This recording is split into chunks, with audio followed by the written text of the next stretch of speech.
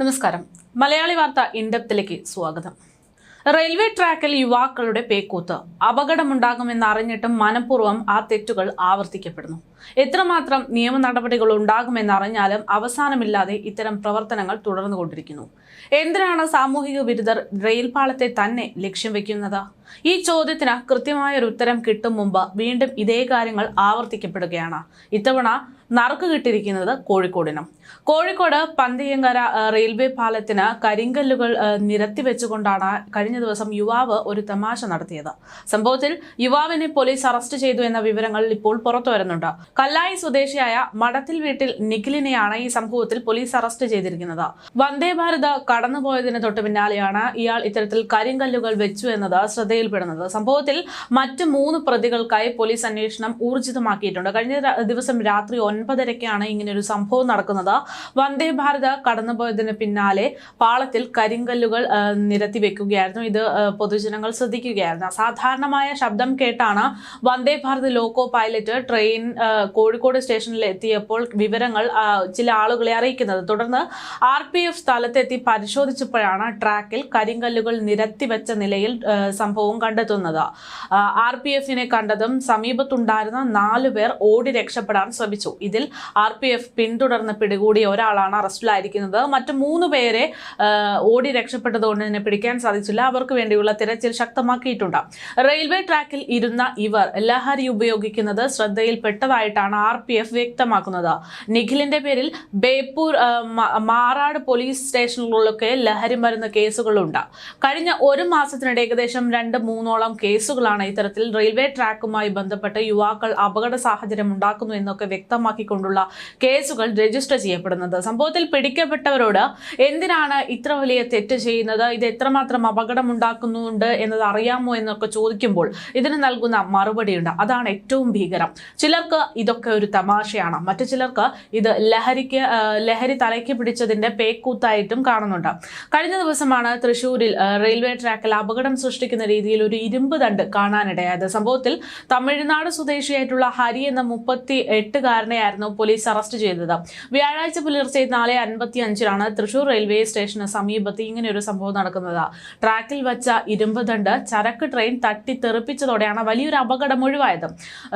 Train സുരക്ഷയ്ക്ക് അപകടം സൃഷ്ടിച്ചതിലാണ് case എടുത്തിരുന്നത്. ചരക്ക് ട്രെയിനിന്റെ ലോക്കോ പൈലറ്റ് ട്രാക്കിൽ ഇരുമ്പ് സാധനമുള്ളതായി റെയിൽവേ ഉദ്യോഗസ്ഥരെ അറിയിച്ചതോടെ വലിയൊരു അപകടമാണ് ഒഴിവായത്. RPF ഇന്റലിജൻസ് ഉടൻ തന്നെ സ്ഥലത്തെത്തി പരിശോധന നടത്തിയപ്പോഴാണ് ഇങ്ങനെയൊരു സംഭവം നടന്നു എന്ന് മനസ്സിലാക്കുന്നത്. പോലീസ് നായയും പരിശോധനയ്ക്ക് എത്തിയിരുന്നു. തുടർന്ന് പരിശോധനയിൽ തൃശൂർ റെയിൽവേ സ്റ്റേഷനിൽ നിന്ന് 100 മീറ്റർ മാത്രം അകലെ ദണ്ട് കണ്ടെത്തുകയാണ്. CCTV ദൃശ്യങ്ങളാണ് പ്രതിയെ പിടികൂടാൻ വേണ്ടി നിർണായകമായി മാറിയത്. പ്രദേശത്ത് അലഞ്ഞു തിരിഞ്ഞു നടക്കുന്ന ഒരാളായിരുന്നു. ഇയാൾ ആക്രിപ്പെറുക്കിയാണ് കഴിയുന്നത് എന്ന് മനസ്സിലാക്കുകയാണ്.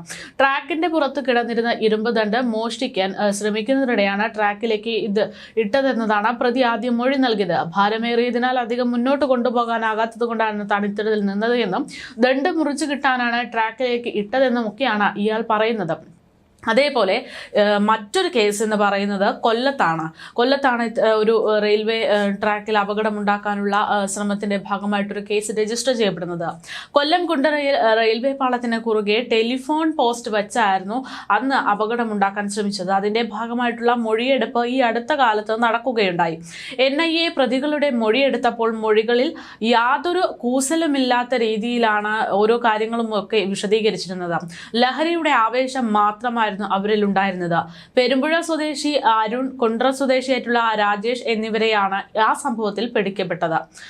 ഒരു ശനിയാഴ്ച പുലർച്ചെ ഏകദേശം 3 മണിയോടെ കൂടെയായിരുന്നു ആ ഒരു സംഭവം അവിടെ അരങ്ങേറുന്നത്. ഇവർ ഉൾപ്പെടുന്ന കേസിലുള്ള സംഭവം വലിയ രീതിയിൽ തന്നെ ചർച്ചയായിട്ടുണ്ട്.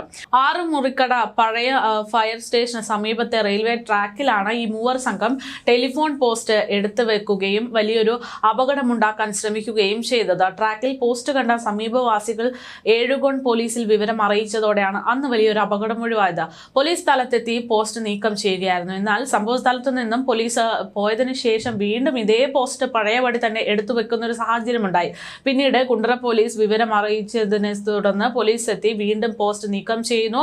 പാലരുവി എക്സ്പ്രസ് അട്ടിമറിക്കാനായിരുന്നു ഈ പ്രതികളുടെ ശ്രമം എന്ന ആരോപണം ഉയരുന്നു. അരുണും രാജേഷും നിരവധി ക്രിമിനൽ കേസുകളിൽ പ്രതികളാണെന്നാണ് വിവരം.